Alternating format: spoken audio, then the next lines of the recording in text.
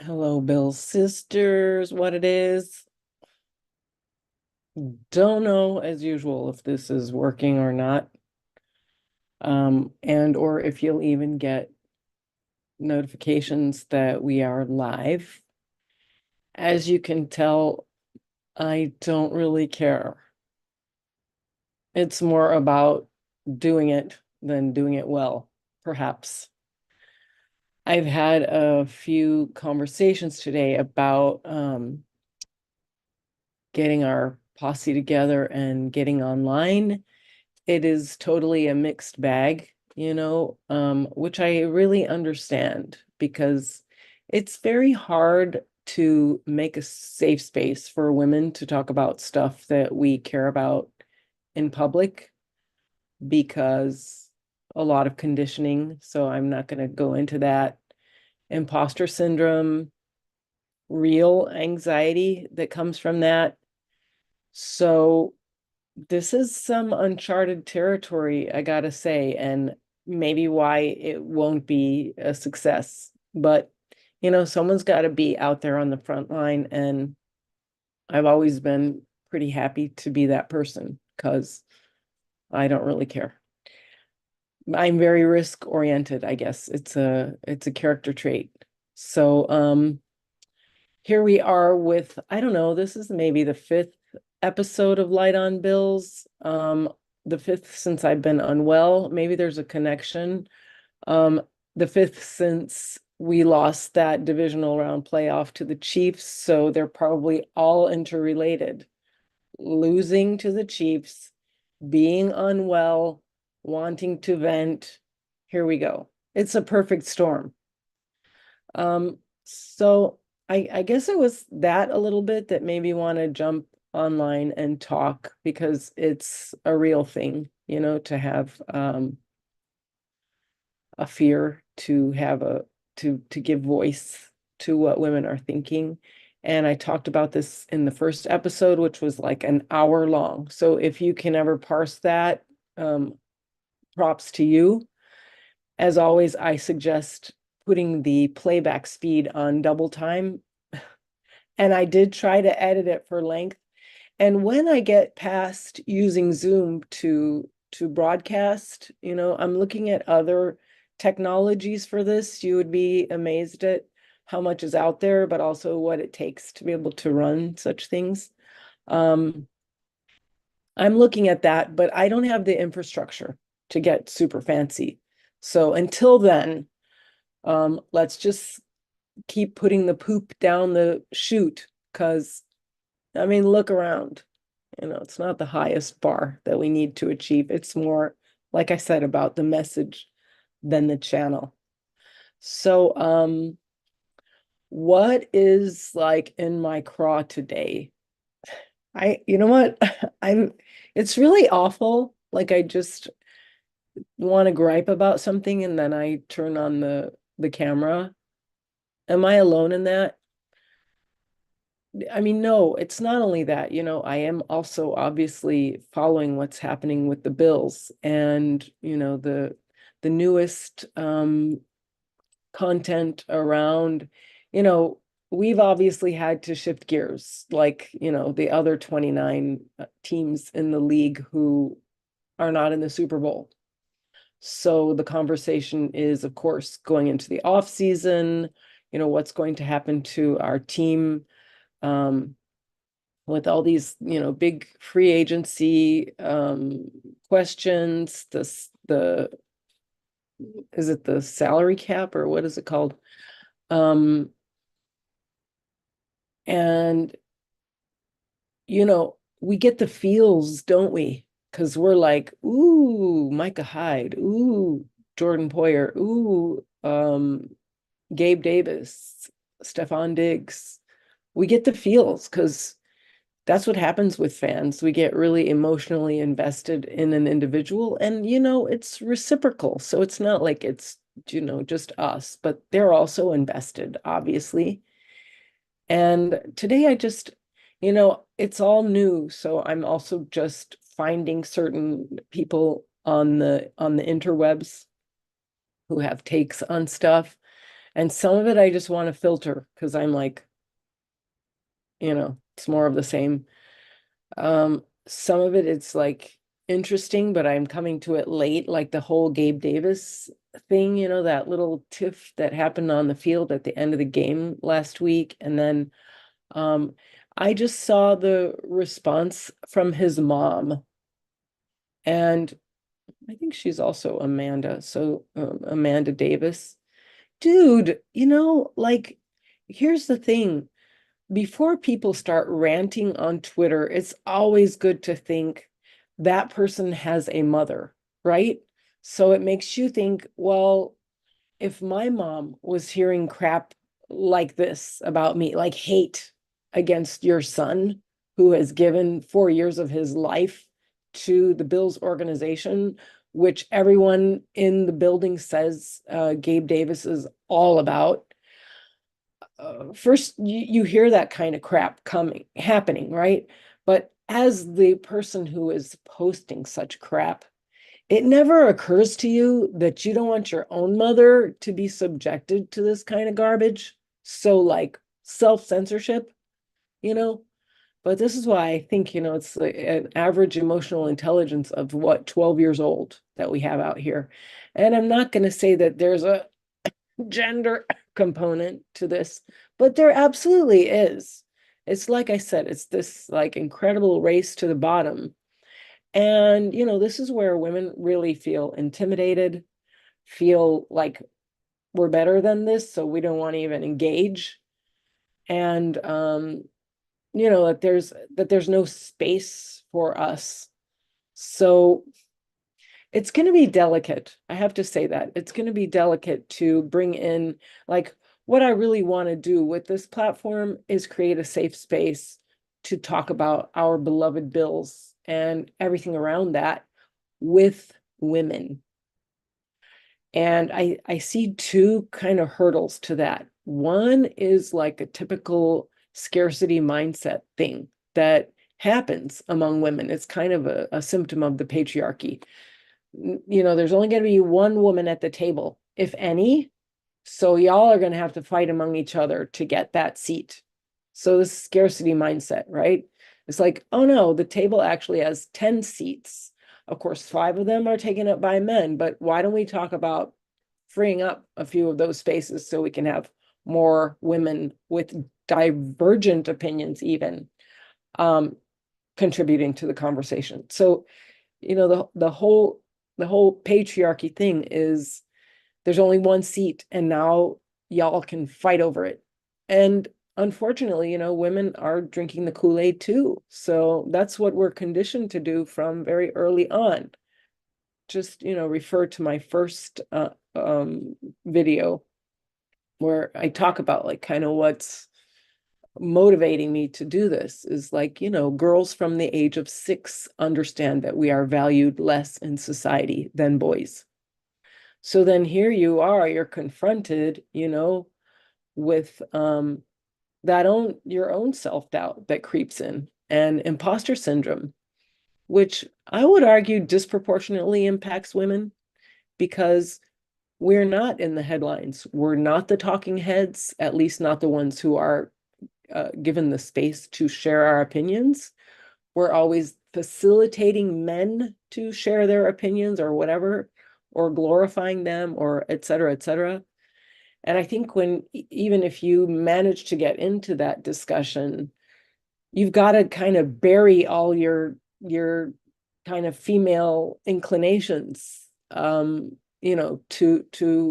let other people go first, or to say exactly what you think, to criticize the system, because then you're kind of bought in. You need to hitch your wagon to that train so you can keep going.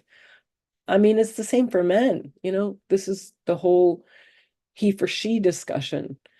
If men don't actually help to create the space at the table for women, including by stepping away from the table, imagine that. But, in a counterpoint, we put a lot of pressure on men to perform, right? To advance, so 70% of men have the same thinking as women, but can't say it because they're conditioned to have to accept those circumstances in which society expects them to thrive, not only survive and thrive. So clearly they're also drinking the Kool-Aid. It just makes it really hard. And then when you see, women not supporting other women, that's what makes it really hard. So I think that's barrier number one, I want to say. I think men are more kind of interested in hearing another perspective. Honestly, also, even if it's contentious, because then, it gets our blood flowing and we can engage.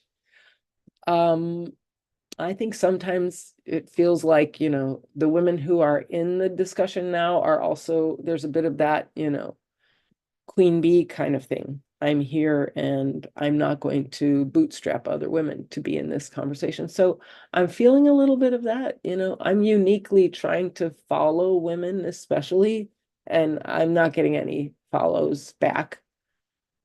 And now I have a second. So I have my Believe Women account on Twitter, and I also launched the Light on Bills Twitter account. So I'm going to manage them a little bit differently just to experiment a bit and see what happens with that. You can comment if you're out there and, I have crud on my face or whatever, because I am still nursing this cold or whatever it is, depression. After our loss last week, it's really not getting better. I'm wondering if it's allergies, maybe, any tips. Of course, hot tea and honey. Um, yeah, I haven't even been doing that yet because I've just been kind of catatonic. Anyhow, please share comments. The other thing is, so that's barrier to entry number one. And then barrier to entry number two is, of course, to be able to collect these voices to share, because we are clearly not used to be handed the microphone, right? No, we're used to doing all the work in the background to make shit happen, but not to take the credit for it. So that's also kind of a normalized behavior for women. So, I want to make it easy because I care and I genuinely want to hear what my fella Bills sisters think. Number one, about the Bills. Number two, about all this other stuff that I'm always yammering on about. And, just about basically anything, doesn't really matter. And so I'd love to get feedback on, like, what do you think is workable? Because I'm suggesting now, I am using Zoom also because the capacity on my little tiny laptop here cannot do any of these like OBS or proper broadcasting platforms just yet. So I'm just using Zoom. So that's really easy. Everyone has Zoom. And we can either do it live, depending on how comfortable you are, like me, just turning on the camera and starting to rant, which I'm not asking you to do. So I have a little checklist of things that one of my dear Bill sisters like inspired me to create today. So the stuff that I want to talk is about, like, you and me as Bill's sisters, like, what's that connection? Bill's memories. So where, your first entry point into Bill's fandom or even Bill's Mafia more recently. What's going on with the team and your takes. So I really want to know what women think. And I don't think we need to follow all of the different channels and data and whatever, because our gut intuition is pretty powerful. So that's really the genesis of the desire to hear what's going on there. Also looking forward, aspirations, and I can also try to pull in some of the things that I'm following and what I think is interesting and just talk about that.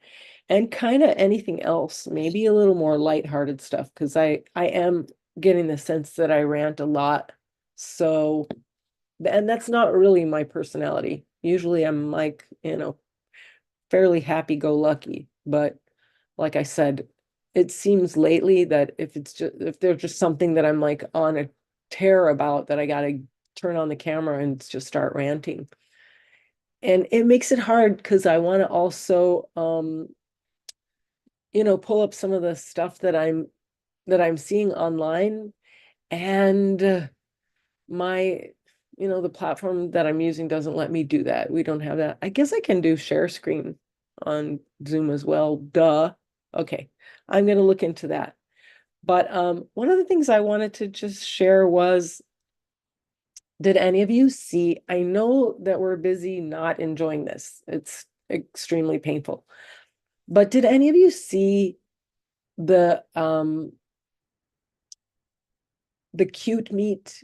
I guess it wasn't cute because they met before, but it's kind of that moment between Travis Kelce and Taylor Swift after the AFC Championship win by the Chiefs. I know we don't want to talk about it, but one of the things that we are talking about, of course, is the whole like background on that thing. Like, is it a legitimate relationship? Is it, and I was telling my one of my Bill's sisters today, by chat, that it's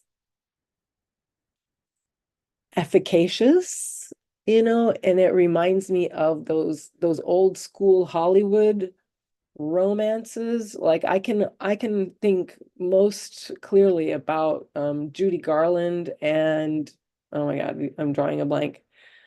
Uh, you know how the Hollywood studios used to just have these couples, right, who became like the face of the studio, and they would go around and promote movies in theaters because that's how everyone got, not unlike today, but definitely a lot more intensity. So that was a way to drive viewership, 100 years ago in Hollywood, and or maybe not quite 100, maybe 70 or 80 years ago, the 40s and 50s. And is this any different? Really? I mean, the bottom line is viewership. So that cute meet of them after the AFC victory by the Kansas City Chiefs uh made me really like, well, that looks kind of genuine, you know? It could be expedient, but it could also be genuine. And then how convenient is that? But question number two, what is going to happen at the Super Bowl? Because see, the NFL is all about viewership numbers. So that's one of their most critical key performance indicators, right? So how many people around the friggin' world are watching the Super Bowl? And let's face it, Taylor Swift being there is going to draw viewers globally that would not watch American football otherwise. Facts. So the NFL is really they're thinking in terms of growing international viewership, growing the international franchising, all the rest, so it's in that trajectory. And what better ambassador? Because Travis Kelce, he's cute. I guess I think his behavior was really jerky before the AFC Championship game, like moving that dude's helmet and stuff out of the end zone where Mahomes was practicing, like, you have the entire field. But I thought that was really shitty behavior. But Travis Kelce is not going to draw viewers from Nigeria, like my friend said, or from anywhere in Asia or across Europe even, I mean, it's getting better, but maybe the NFL has figured that women are half of the fan base. Not saying Swifties are all women, but obviously a woman role model speaks to women. So, and young, a younger demographic. So that's pretty astute, I would say. And if there's a genuine connection between Taylor and Travis, let's call them by their first names, then how much more expedient could that be? Anyhow, so just my thoughts for the day. Uh, let's catch up more later. Let's catch up about that what does that mean for the Bills franchise? Because, we don't have a Taylor Swift. We have Haley Steinberg, who is Dorbs, right? Um, let's talk about that, and let's talk about the other stuff, because we have to turn the page on this season. And if you're all with me, I just want to shut off the interwebs now because I cannot stand the imaging. It's like I just can't unsee it all. I just want to shut it off. Um, so let's turn the page and then talk about other stuff that can make us excited and um, not depressed for the next 7 months. Yikes. Go Bills sisters. Go Bills.